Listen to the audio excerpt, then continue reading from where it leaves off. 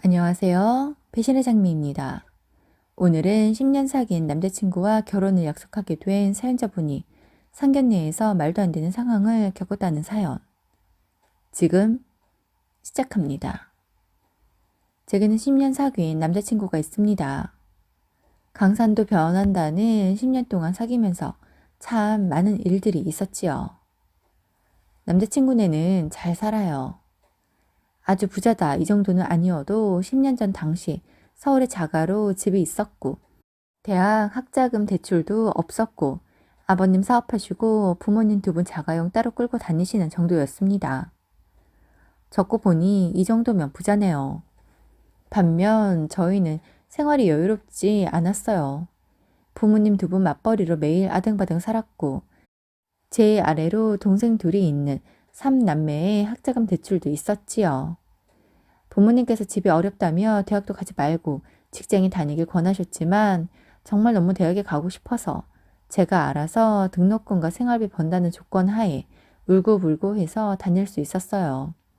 그렇게 학자금 대출을 받고 알바를 해가며 정말 열심히 살면서 대학도 다녔습니다. 대학에서 만난 남자친구는 한눈에 보기에도 구김살 없고 사랑받고 자란 사람이었어요. 저희는 캠퍼스 커플이 되었고 남자친구의 군대도 기다려주며 예쁜 사랑을 함께 했습니다. 남자친구의 도움을 바라진 않았어요. 하지만 남자친구는 가끔씩 제게 도움을 주려고 했고 제가 거절하면 자신이 남자친구가 돼서 이 정도도 못하는 거냐고, 그러면 자신과 다른 친구들이 제게 있어 다른 의미가 있냐며 화를 내곤 했습니다. 가끔은 남자친구가 옷도 사주었고 화장품도 사주기도 했고 제가 좋아하는 음식도 사주며 절 기쁘고 행복하게 해 주었어요. 그런 남자친구가 너무 좋았지만 그 사람과의 집안 차이를 실감했기에 우리는 오래 갈 수 없을 거란 생각도 들었고 결국엔 헤어질 거란 생각도 들었었습니다. 전 대학을 졸업을 하고 취직을 했고 그때도 남자친구는 계속 대학생이었습니다. 아무래도 남자는 군대를 다녀오니 나이가 같아도 사회로 나올 땐 이런 시간 차이가 생기네요. 제가 돈을 버니 그간 남자친구에게 진 빚을 갚을 수 있었습니다. 금전적인 빚이 아닌 마음의 빚이요. 알바비는 제 용돈과 부모님에게 생활비 보내드리기도 빠듯했는데 정식 사원이 되어 월급을 받으니 한결 생활이 여유가 생겼습니다. 첫 월급을 받고 남자친구에게 시계를 선물했습니다. 비싼 그런 시계는 아니었지만 그간 전 남자친구에게 시계를 정말 꼭 사주고 싶었었거든요. 그래서 그 시계를 선물해 주면서 다음에는 더 좋은 것으로 사주겠다고, 이건 그간의 고마움을 담은 마음이라고 생각해 달라고 했습니다. 남자친구는 그런 제게 너무 고맙다며 안아주었어요. 그렇게 저희의 사랑을 계속해서 키워나갔고 남자친구는 졸업반이 됨과 동시에 국가직 공무원 준비를 하였습니다. 그런데 역시나 쉽지 않았어요. 쓴맛을 본 남자친구는 낙담을 하였고 남자친구는 다시 한번 도전하고 싶어 했습니다. 하지만 남자친구의 아버지께서 공무원 준비를 그만하고 회사로 와서 일을 배우라고 하시더랍니다. 남자친구는 자립하고 싶은 마음에 싫다고 하였지만 결국엔 아버지 회사에 나가더라고요. 아버지 회사에서 일을 배우며 장기적으로는 후계자로서 해야 할 업무들이 많다며 남자친구는 바빴습니다. 하지만 그러면서도 저와 만날 때면 이전처럼 제게는 참 잘했지요. 한 번은 우연히 남자친구 집 근처 음식점에서 어머니와 마주친 적이 있었습니다. 정식 인사는 아니지만 인사를 드리고 잠시 합석을 했는데 어머니께서 많은 말씀은 하지 않으시고 저를 찬찬히 보시더니 사람은 서로 격이 맞고 결이 같아야 한다면서 그 의미를 잘 생각해 보라고 하시곤 일어나셨습니다. 그 의미가 뭘까요? 저는 자신들의 격이 맞지 않고 결이 같지 않다고 느껴졌습니다.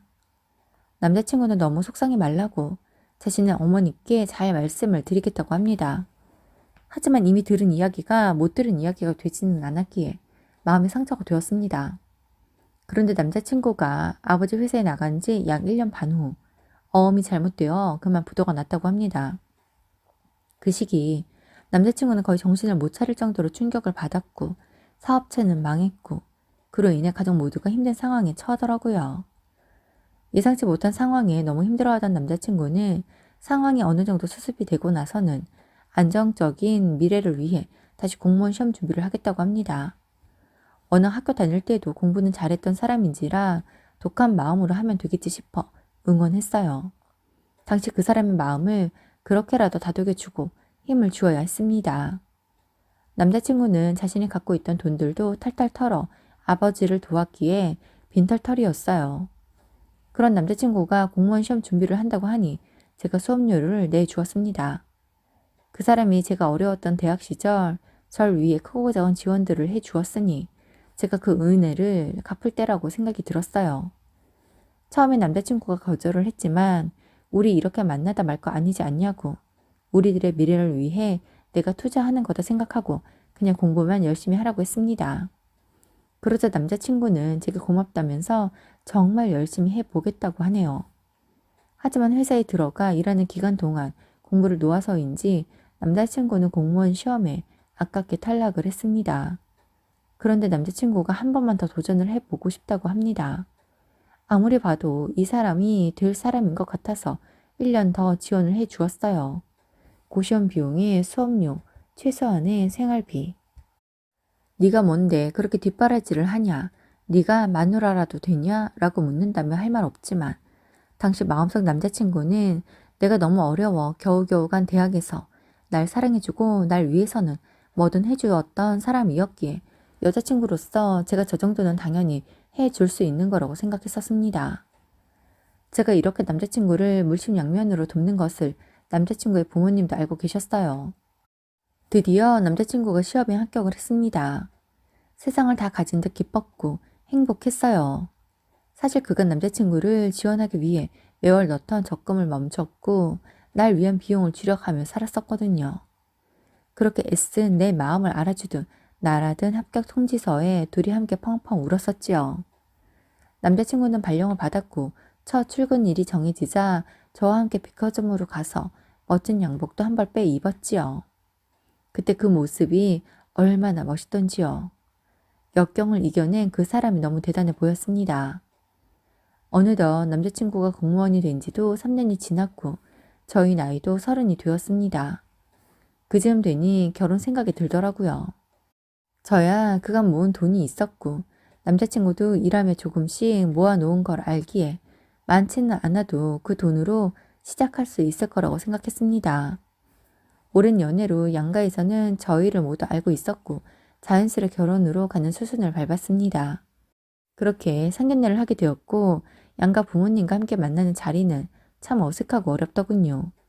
상견례 동안 남자친구의 부모님께서는 많은 말씀을 하지 않으셨습니다.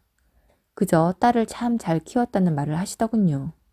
저희가 결혼 예정 날짜와 결혼식장, 신혼집에 대해 이야기를 하자 그런 건 저희 보고 알아서 하라고 합니다. 상견례가 모두 처음이라 이런 건지는 모르겠지만 서로 이견이 있어 설왕설래하는 상황이 벌어지지 않으니 그저 잘 마무리되었다고 생각했습니다. 그런데 상견례를 하고 난 뒤 남자친구와 연락이 잘 되지 않습니다. 아예 연락 두절이 되는 건 아닌데 이전에는 제가 연락하면 바로바로 받거나 못 받을 땐 자신이 연락하겠다는 문자라도 보내왔었는데 그런 연락도 오지 않고 한참 뒤에 전화를 하더라고요. 그렇게 일주일쯤 지나니 이 사람이 왜 이러나 싶더라고요. 그전 남자친구가 마침 주말이기도 하니 만나자고 합니다. 주말이면 늘 만나왔는데 세상 왜 이런 말을 하나 싶어 남자친구를 만나러 갔습니다. 그런데 남자친구의 낯빛이 좋지 못하더라고요. 그래서 무슨 일 있냐고 얼굴이 이게 뭐냐고 했습니다. 한참을 망설이며 제 눈도 똑바로 쳐다보지 못하던 남자친구가 아무래도 결혼은 어렵겠다고 합니다. 그래서 그게 무슨 말이냐고 왜 그러냐고 물으니 남자친구의 부모님께서 너무 집안 차이가 나서 도저히 사돈으로는 아닌 것 같다고 하더래요.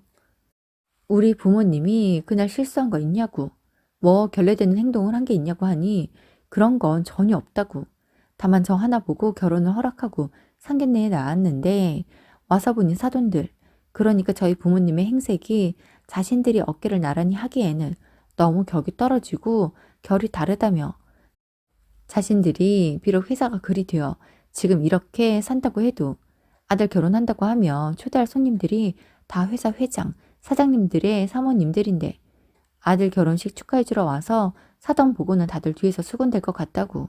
아무래도 이 결혼은 아닌 것 같다고 하시더랍니다. 그래서 대체 뭘 보고 그런 말씀을 하시는 거냐고. 말씀도 서로 많이 안 나누지 않았냐고 하니 그냥 행색만 봐도 딱 사이즈가 나온다고 했다고 하네요. 그날 딸의 상견례라고 저희 부모님은 나름 백화점에 가서 옷도 한 벌씩 사 입으시고 신발도 새 신발을 사 신으셨습니다. 저희 엄마 말씀이 결혼에 처음으로 이렇게 사치를 부려보는 것 같다면서 좋아하셨어요. 엄마의 그 말이 가슴에 와서 콕 받치는데 평생 힘들게 살아온 엄마한테 미안하고 또 미안해. 엄마 아빠가 옷을 산 비용보다 더 많은 비용을 봉투에 따로 담아 드렸습니다. 날 위한 자리이니 그 옷들은 제가 드리는 선물이라고 생각하라면서요.